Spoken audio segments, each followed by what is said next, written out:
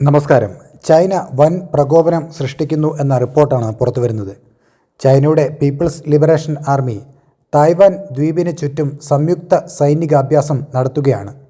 Taiwan independence സേനയുടെ വിഘടനവാദ പ്രവർത്തനങ്ങൾക്കുള്ള ശക്തമായ ശിക്ഷയും ബാഹ്യശക്തികളുടെ ഇടപെടലിനും പ്രകോപനത്തിനും എതിരെയുള്ള ശക്തമായ മുന്നറിയിപ്പുമായിട്ടാണ് ഈ അഭ്യാസ പ്രകടനങ്ങൾ എന്ന് ചൈനയുടെ ഈസ്റ്റേൺ തിയേറ്റർ കമാൻഡിൻ്റെ വക്താവ് പറഞ്ഞു.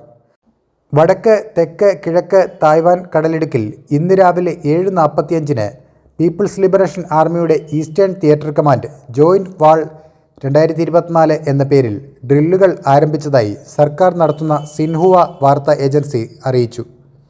കിൻമെൻ, മാറ്റ്സു, വുകിയോ, ഡോങ്ങിൻ എന്നീ ദ്വീപുകൾക്ക് ചുറ്റുമുള്ള പ്രദേശങ്ങളും അഭ്യാസത്തിൽ ഉൾപ്പെടുത്തിയിട്ടുണ്ട്. നാവികസേനയും വ്യോമസേനയും തായ്വാനെ വളയുന്ന അഭ്യാസങ്ങൾ ചൈന നടത്തുന്നുണ്ടെന്ന് AFP റിപ്പോർട്ട് ചെയ്യുന്നു. ഇത് വിഘടനവാദ പ്രവർത്തനങ്ങൾക്കുള്ള ശക്തമായ ശിക്ഷയാണെന്ന് ചൈന പറഞ്ഞു. ചൈനീസ് പീപ്പിൾസ് ലിബറേഷൻ ആർമിയുടെ ഈസ്റ്റേൺ തിയേറ്റർ കമാൻഡ് രാവിലെ 7:45 മുതൽ തായ്വാൻ ദ്വീപിന് ചുറ്റും സംയുക്ത സൈനിക അഭ്യാസം അങ്ങനെ ആരംഭിച്ചു. ഇന്നു മുതൽ നാളെ വരെ ജോയിൻറ്റ് വാൾ 2024A എന്ന കോഡ് നാമത്തിലുള്ള സംയുക്ത അഭ്യാസ പ്രകടനങ്ങൾ നടത്തുന്നതിനായി തിയേറ്റർ കമാൻഡിൻ്റെ സൈന്യം, നാവികസേന, വ്യോമസേന, റോക്കറ്റ് ഫോഴ്സ് എന്നിവയുൾപ്പെടെയുള്ള സൈനിക സേവനങ്ങൾ സംഘടിപ്പിക്കുന്നുണ്ടെന്ന് തിയേറ്റർ കമാൻഡിൻ്റെ വക്താവ് ലീ സി പറഞ്ഞു.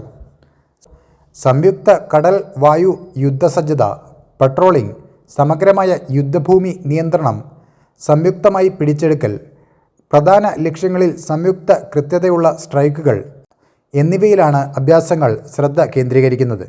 ദ്വീപിന് ചുറ്റുമുള്ള പ്രദേശങ്ങളിൽ യുദ്ധക്കപ്പലുകളുടെയും യുദ്ധവിമാനങ്ങളുടെയും പട്രോളിംഗ് അഭ്യാസങ്ങളിൽ ഉൾപ്പെടുന്നുവെന്ന് ലീ പറഞ്ഞു.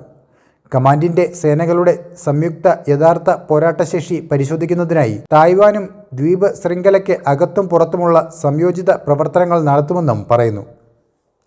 പീപ്പിൾസ് ലിബറേഷൻ ആർമി പ്രസ്താവനകളെ അടിസ്ഥാനമാക്കിയുള്ള ഡ്രില്ലുകളുടെ ഭൂപടം സോഷ്യൽ മീഡിയയിൽ പ്രചരിക്കുന്നുണ്ട്. ഏതായാലും പുതിയ തായ്വാൻ പ്രസിഡന്റ് അധികാരമേറ്റതിനു ശേഷം ചൈന വലിയ പ്രകോപനവുമായി രംഗത്ത് വരികയാണ്. അപ്പോൾ മറ്റൊരു വാർത്തയുമായി വീണ്ടും കാണാം. നന്ദി.